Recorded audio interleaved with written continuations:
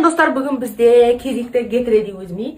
Мен ML размер киетін қыз. Бүгін қазір сіздермен бірге Гендер Патрға көйлек таңдайтын боламыз. Залежался вот такое платье деп айтады ғой.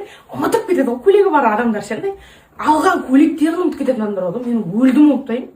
Не бар екенде? Просто алған кездегі размерім мен кейін деп атқан кездегі размерім екеуі екі түрлі болып келмей қалады ғой киімдерге. Ертөсті құсап өсем ғой мен деген. Осыны стилизовать етеміз қазір бірдеңе қылып. Один, раз, два, три. Міне бізде осындай көйлек. Бұл көйлек өте әдемі, менің ең сүйікті көйлектерім бірі. Еще маған ше голый қолдар жарасатын жер. Иығыма деймін ғой мен. Дженнидің иығы бар ғой, менікіне ұқсайды. Ішіне осындай просто жұқа ақ футболка тастағым келіп тұр. Футболка лайннан. Міне салып қойып жатырмын, размері XL. На вырез салдым мен өскенде киемін деп ше негізі. Один раз. Міне осындай болып шықты. Қараңыздар. Екеуі ше бір-бірін демейлерден тапқан егіздер ұқсап тұр ғой мына екеуі.